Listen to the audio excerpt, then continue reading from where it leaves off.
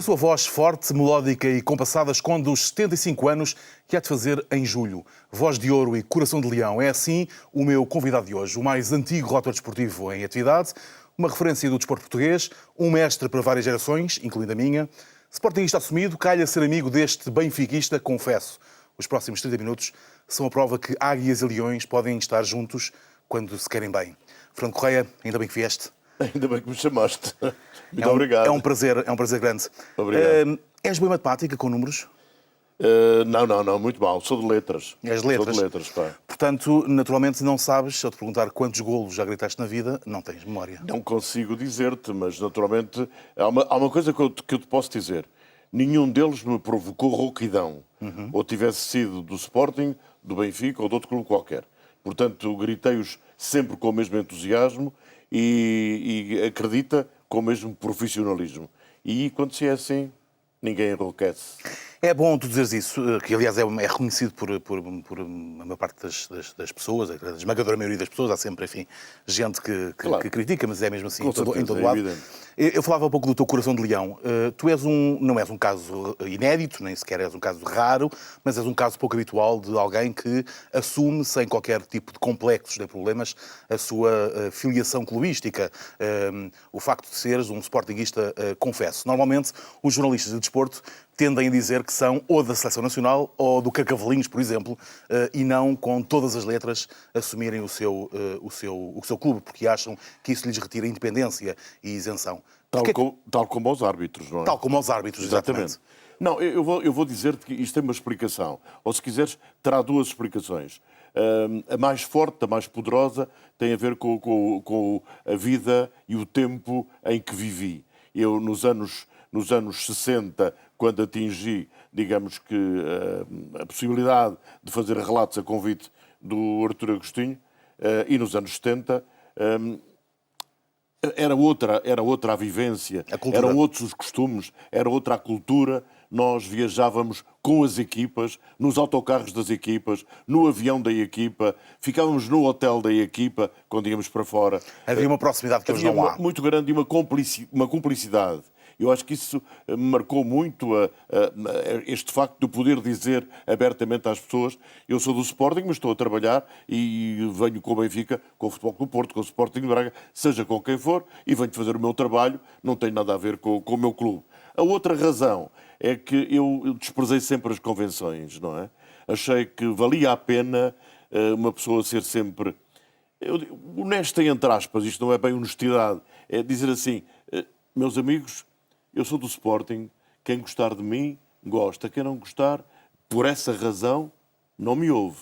Tal como não tenho problema nenhum em falar de religião ou de política, ou seja, do que for. Porque acho que sou um ser livre e, como ser livre, tenho todo o direito de ser aquilo que eu quiser ser. De resto, foste diretor do Jornal do Sporting, portanto, até desse ponto de vista... Ao mesmo tempo que trabalhava na TSF e fazia relatos com todo o carinho, com todo o amor e com o meu grande amigo Jorge Prestrelo.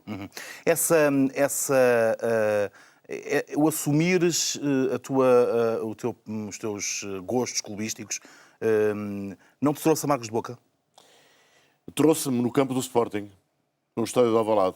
Foi a única vez em que eu passei, de facto, um mau bocado, foi no estádio de Alvalade.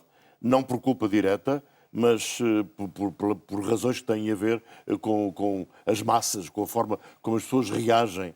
E conta-se em 30 segundos, o Jordão tinha reaparecido num jogo com o Famalicão, no estádio de Alvalade, depois de ter tido uma fratura de uma perna, e tinha sido uma coisa bastante demorada, e então aquele era o jogo da recuperação, era o jogo da mostragem: aqui estou eu, na plenitude daquilo que sei fazer. E houve um jogador do Famalicão que, na primeira entrada sobre o Jordão, lhe partiu a outra perna.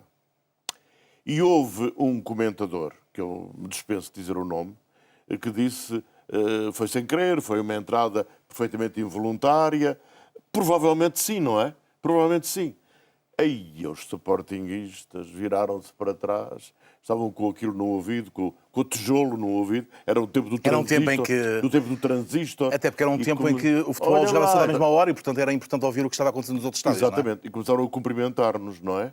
Estávamos lá no camarotezinho em cima. Calcula o comprimento. Os cumprimentos da praxe. Ao intervalo, invadiram a cabine, partiram a porta aos pontapés e foi uma coisa completamente trágica. Houve alguém daqueles que vinha um bocadinho mais atrás que disse assim, não batam nesse que é do Sporting. Era eu.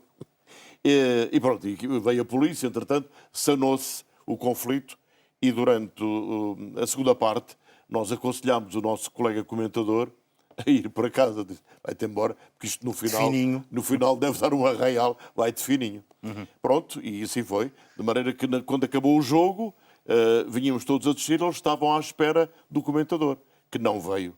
Já tinha ido. Então não há comentador, há o relator, levas tu, e pronto, e foi. E levaste. Levei 2 pontapés e depois também tive uma reação muito positiva da parte das pessoas de bom senso, e aí foi a parte séria, dizendo que aquilo eram atitudes animalescas e que não fazia nenhum sentido tomarem aquela posição contra fosse quem fosse, não, ou o Fernando Correia ou outro qualquer. E pronto, o conflito sanou-se, ficou por ali, mesmo assim ainda me magoaram um bocadinho as canelas, mas pronto, mas foi o resto. Em todos os outros estádios fui sempre tratado exemplarmente. Há pouco falavas do carinho com que relatas os golos. Tem exatamente o mesmo significado para ti, o mesmo sabor? Gritar um gol do Sporting, do Benfica, absolutamente do o mesmo Porto. significado. Posso-te garantir, Nuno, não há nenhuma malandriça encoberta, não há aqui nenhum cinismo, eu sou assim franco. Agora, se me disseres que eu vou ao estádio sem trabalhar, que vou como espectador, ver Aí és um um adepto jogo do normal, Sporting, evidentemente. aí apetece-me gritar grito e bate palmas e posso levar o cascol, ninguém tem nada com isso.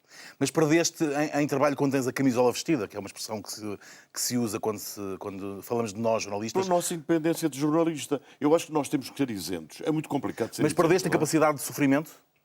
Ou seja, perdeste essa capacidade. Quando vestes a camisola, não tens essa capacidade de sofrimento. Não há uma capacidade que se sobrepõe a essa. É a capacidade profissional. Tu sabes quando ligas aquele microfone que estás a falar para milhões de pessoas, milhares, milhões, na RDP, ou na emissora nacional, onde eu estive durante muito tempo, sei lá, era um universo de ouvintes que eu não te consigo traduzir, não é? Desde as ex-colónias até ilhas, continente, sei lá. Sim, era um auditório muito vasto. Muito vasto. E essa responsabilidade de abrir o microfone e de falar para essa gente toda Sobrepõe-se a tudo o resto. sobrepõe-se a tudo o resto. Portanto, eu queria era um bom profissional, um bom relator, ou um bom comentador, ou um bom jornalista, o que tu quiseres.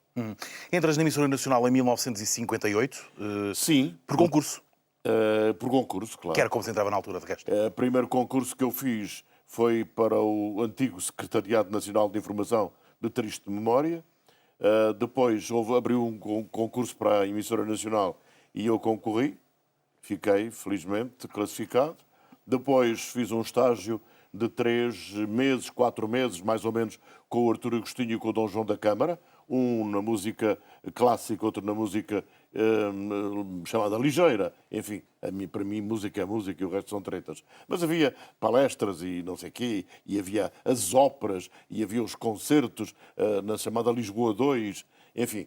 E depois fiz concurso para locutor de segunda classe estagiário. E depois concurso para locutor de segunda classe, já sem ser estagiário. E depois concurso para locutor de primeira classe. E depois concurso para chefe de equipa de realização. Lembras-te do teu primeiro ordenado? Fim de carreira. Diz? Lembras-te do teu primeiro ordenado? O meu primeiro ordenado eram 800 e tal escudos. Não chegava a 900, 800 e tal. E depois passou a 1 conto e 200, depois a 1 conto e 800, depois... Eu sei que quando atingi já uma carreira interessante, locutor de primeira, ganhava 3 contos e 600 ou 3 contos e 800 e vivia muito bem. E já era muito dinheiro. Muito bem, é verdade. Os relatos só chegaram 5 anos depois, não chegaram logo. Aliás, fizeste esse caminho. Para mim, eu quando entrei na emissora tive esse estágio e dediquei-me... Nunca tinha ido ao futebol para fazer relatos, não sabia o que era. Mas já isso. gostavas muito de futebol? Ia com o meu pai ao futebol e era sócio do Sporting já. Isso foi uma prenda que ele deu quando eu nasci, disse ele. Portanto, eu não sabia porque é que era do Sporting, mas tinha um cartão de sócio e tinha uma fotografia com 7 meses equipada a Sporting, não é? que ainda tenho, está no Museu do Sporting, em Leiria, do meu amigo Bernardes Diniz, que é um carola tremendo, e tem lá a minha fotografia. E estive na emissora nacional, na antiga, que corresponde à atual RDP, estive durante até 64... Até 30 anos. Até 65, 30 anos até por chegar aí. ao Rádio Clube Português. Sim, mas sem fazer relatos. Ah, ok. Não. Eu vou-te contar porque é que comecei a fazer relatos. Porque diziam eles que era um bom repórter, que era um bom jornalista, e a reportagem, como tu sabes, é uma tarefa muito complicada, muito difícil de fazer, mas muito bonita também. E eu fiz muitas reportagens da partida dos soldados para as colónias. E depois estive nas colónias, mandaram-me para Angola e para Moçambique fazer reportagens da chamada Guerra Colonial. E depois, quando vim para cá, outra vez, fiz reportagens da chegada das tropas ou das urnas dos militares. Pois. Isso marcou-me de uma forma terrível. E eu não aguentei. E cheguei ao pé do Artur Agostinho, que era, nessa altura, o grande responsável também pela secção de desporto, e disse-lhe, não haverá outra coisa para eu fazer aqui na casa, tenho que continuar a fazer isto. E ele compreendeu. E disse-me, vai então lá fazer um relato para eu ouvir. Nunca tinhas imaginado? Nunca tinha feito relato nenhum. E fui com uma máquina daquelas pesadíssimas que havia antigamente, era uma Nagra, pesava 30 quilos de fita, lavei aquilo ao ombro e fui para o estádio do Sporting, onde me sentia um pouco mais à vontade, porque era sócio.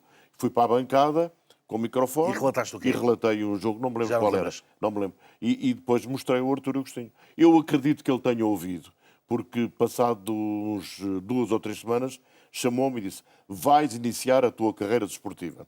E então mandou-me para o Seixal, estava o Seixal na primeira divisão, num jogo com o Vitória de Guimarães, com comentários do Aurélio Márcio. Nunca mais esquecerei isso. Que reencontrei depois na TSF mais tarde. Exatamente. Depois a Rádio Comercial acabou por ser... veio a Rádio Português a seguir à RDP e depois a Rádio Comercial, onde foi uma grande escola no jornalismo esportivo, na narração Sem dúvida. de jogos, Sem os dúvida. primeiros jogos relatados a 2 vozes, É verdade. os primeiros comentários de arbitragem com o Carlos Cardoso, que ainda hoje te acompanha Ainda hoje me acompanha. na Rádio Amália. Era de resto uma equipa de luxo.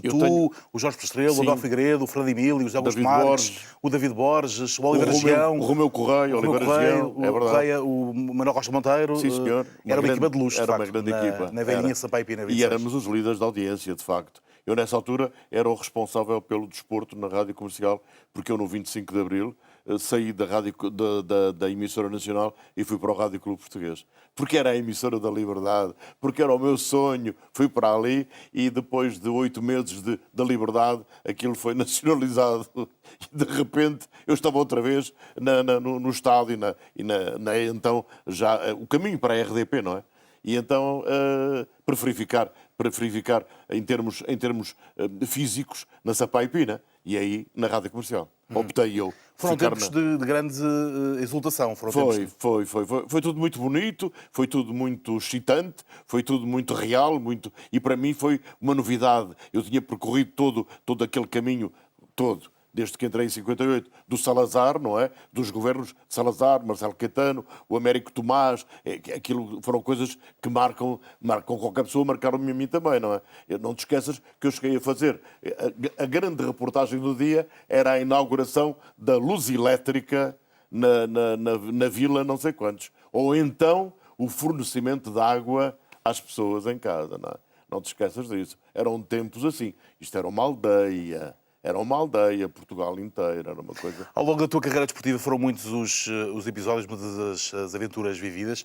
Eu lembro de uma entrevista que tu me deste há 10 anos para o Diário de Notícias, em que regozijavas o facto de, até àquela altura, nunca teres falhado um campeonato da Europa e um campeonato do mundo. Era uma honra, era um orgulho para mim muito grande, desde que comecei a relatar, claro. Claro, evidente. Achei aquilo fantástico, mas depois começou a haver falta de dinheiro, falta de verba, e depois começou a aparecer também a possibilidade de fazer o relato no estúdio através da televisão, e isso poupava-se um dinheirito, porque a televisão começou a ir um dinheirão, a televisão começou a ir a fazer a cobertura dos jogos todos, e enfim...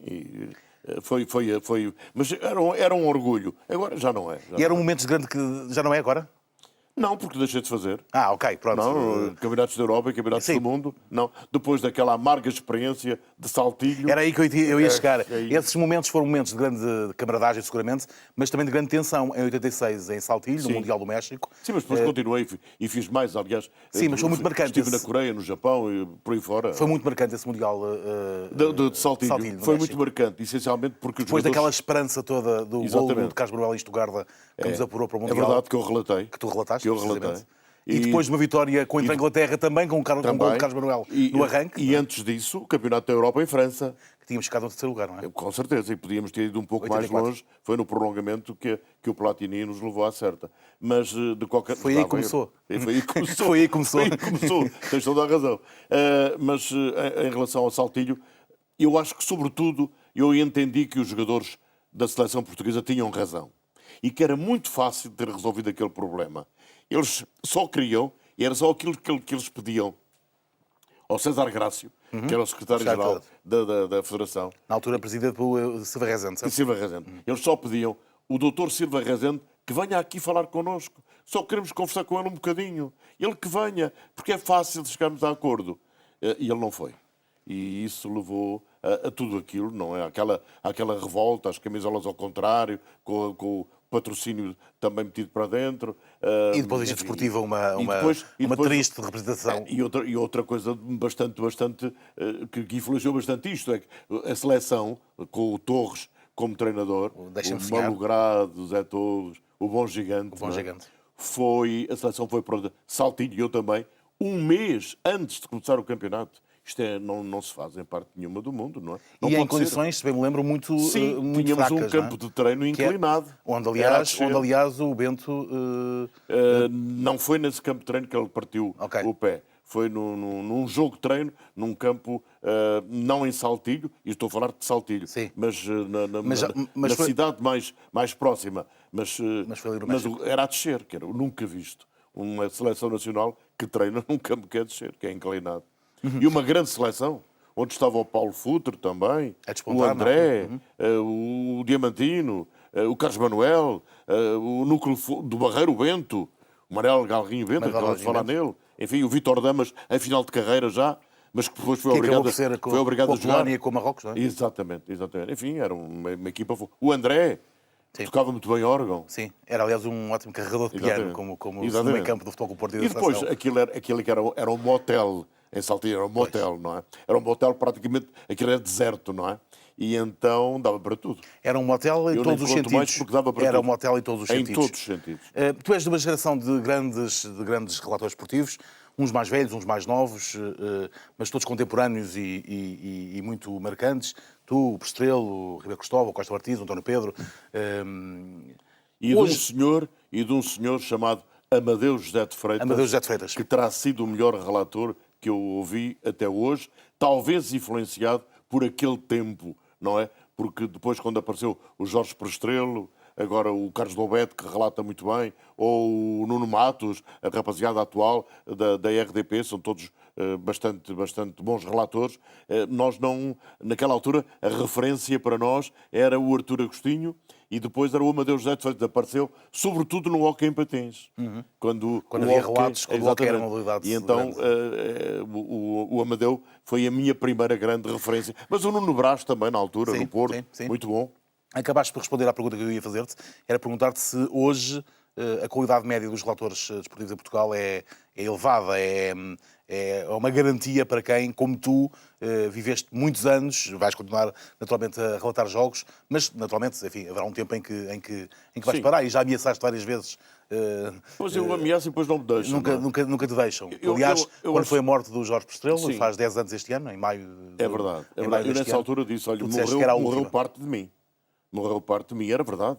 Nós fazíamos os relatos juntos, não é? Uhum. Aquele relato do Campeonato da Europa em Portugal foi algo que nunca mais esquecerei na minha vida, não é? E também não me esqueço daquele último relato dele Em Alkmaar. em Alkmaar, também não. É inesquecível. Mas deixa-me dizer-te que eu não quero ser de forma nenhuma nem deselegante nem injusto. E acho que, não havendo uma grande geração de relatores, há alguns relatores, nesta altura, que são relatores muito bons. Agora, não há uma grande geração de relatores. E há outra coisa péssima, é que não se criou uma escola de relatores desportivos na altura em que se devia ter criado. E isso agora já há, graças às palavras ditas, já temos alguma coisa nesse sentido, que me parece muito interessante, mas na altura em que era fundamental fazer-se, a transição não foi feita. E então aparecem uns rapazes que nas chamadas rádios locais fazem algumas coisas com graça, com e muitos jeito. deles depois chegam às rádios Exatamente. ditas Mas uma escola não há. E por isso é que ainda hoje no relato desportivo se ouve coisas que não são corretas, não é?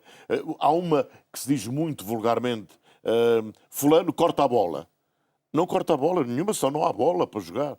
Corta o passe, intercepta. Agora, corta a bola, não é? Isto ouve-se a cada passo, não é? Uhum.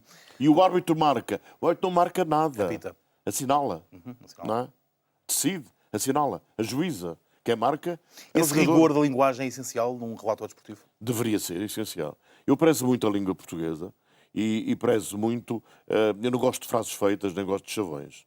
E, portanto, procuro sempre no relato, mesmo agora que faço mais pela televisão, ou para a televisão, para ser mais correto, para a televisão, e devo isso à TVI, que foi, de facto, a grande impulsionadora da minha entrada na televisão, talvez tardia, mas a tempo de tentar criar a linguagem própria para a televisão, porque não havia uma linguagem própria. O ritmo é outro, naturalmente. Não quer dizer que eu tenha sido o criador disso, mas devo ter contribuído um pouco para arranjar a fórmula ideal entre o relato de rádio e o relato de televisão. Não podem ser iguais, como é evidente, mas há ali uma solução intermédia de compromisso que nunca tinha sido encontrada. Eu lembro-me do tempo em que se via os jogos na televisão e que se baixava o som da televisão e que só via na rádio. E, portanto, o que é preciso é tentar evitar isso. Exatamente. Esse é o combate, não é? É esse o combate. Qual é o tempo certo? Mas isso é bom para a rádio e é bom para a televisão. Ninguém vai querer na televisão, não é bonito ter um comentador, ou dois comentadores, ou um narrador e um comentador na televisão com o som desligado a ouvir a rádio. Não é bonito. Não é bonito, não é honesto, acho que vamos ter que evitar isso. Agora temos é que arranjar ali o antídoto para a monotonia. O relato é uma festa. O futebol tem de ser uma festa, não pode ser monótono. A escola brasileira é exemplar nisso. Ouçam os relatos. O ouvinte não tem culpa se o jogo é bom ou mau, não é? Com certeza. Ouçam a narração brasileira. E está aí a solução. Quase 75 anos, qual é o segredo desta longevidade? Dessa voz clara, forte, compassada? Tenho a sorte de ter esta voz e de manter esta voz. E enquanto a mantiver, vou falando, não sei se relatando, se comentando, se apenas falando, mas tenho que agradecer, não sei a quem. Mas há alguma mesinha, bebes chá de perpétuas roxas? Sentado aí numa secretária idêntica a essa, o Júlio Isidro perguntou-me, no seu inesquecível programa, perguntou-me qual era o segredo. E eu disse, tal como a rainha de Inglaterra, bebo todos os dias à noite e antes de deitar, um bom gin tónico. Aliás, tu sempre foste um homem... É a resposta possível. Sempre foste um homem de prazeres, não é? Ainda há pouco mais de um mês... Tive um bar, eu. Exatamente. Tive um bar. Ainda há pouco mais de um mês almocei contigo e vi como tu, o prazer da mesa, partilhamos esse prazer da mesa. Da boa comida portuguesa. As pessoas que se privam muito acabam, depois, por ser menos felizes? Eu gosto muito de estar à mesa e gosto muito de ter os meus amigos à mesa. Não são... mas também é bom perceber quem são os verdadeiros amigos, porque partilhar uma refeição com um falso amigo não é bom. Nem é correto para a cozinheira, nem para a cozinha, nem para o paladar. Não é digno.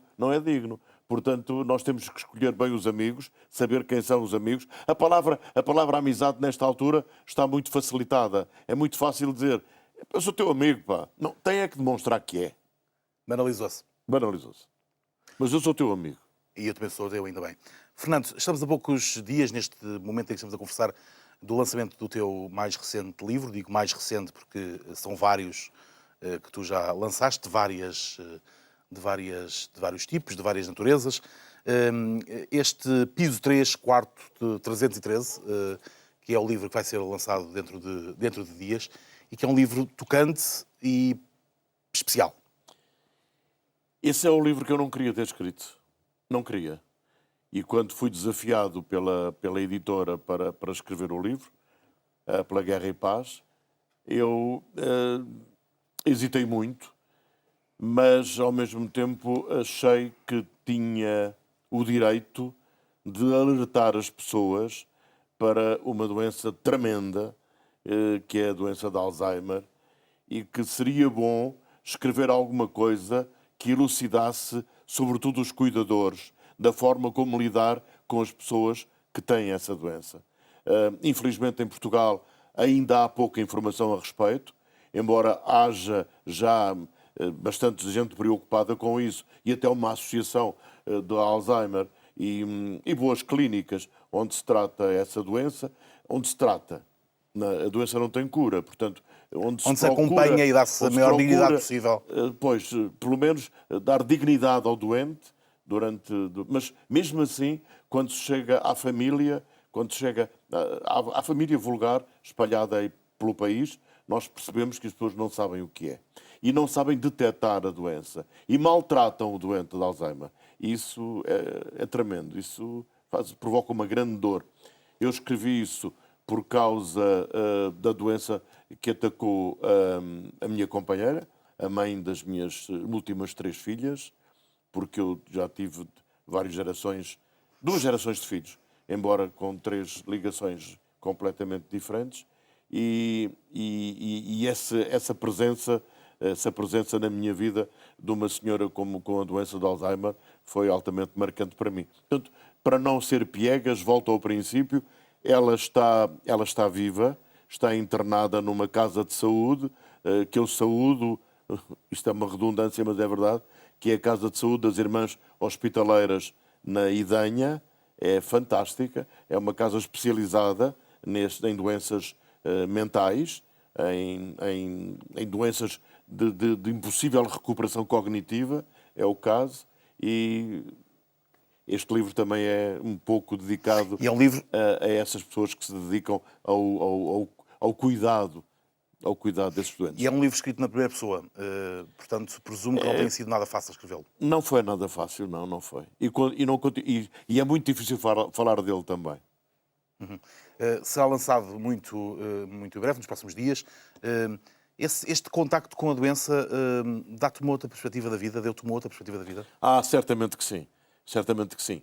Primeiro tive perante mim um complexo tremendo de culpa, porque achei que eu tinha contribuído de alguma maneira, porque sou um ser humano igual aos outros, podia ter contribuído para a progressão dessa doença ou para o agravamento dessa doença. É uma forma completamente errada de ver. Mas eu, como ser humano, achava que provavelmente eu não fiz aquilo que devia ter feito, não é? E daí também o querer rapidamente escrever um livro que retratasse isso. O rapidamente demorou 2 anos a ser escrito. Uma espécie de catarse?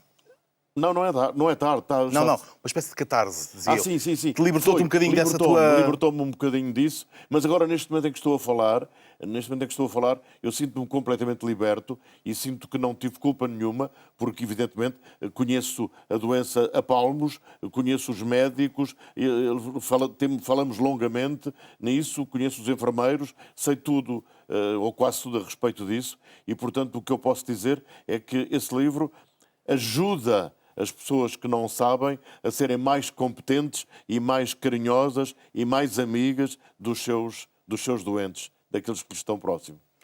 Contra o Alzheimer, Nascido da Dor, o livro que transmite o consolo e felicidade.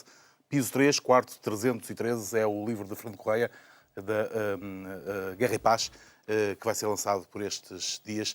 Fernando, ainda bem que vieste. Ainda bem que és meu amigo, que me chamaste. Não queria ter terminado assim, mas pronto, estou feliz, estou contigo.